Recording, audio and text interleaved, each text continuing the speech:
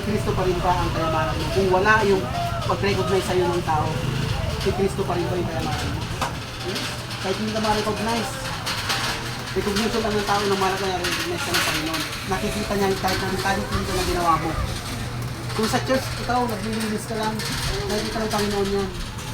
Ano? Kaya magkatayo-tayo ng church dito. Amen.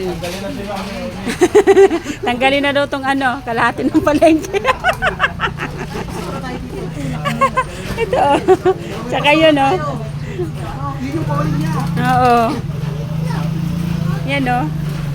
Isa siyang shepherd. No, ang dami ng mga plaques.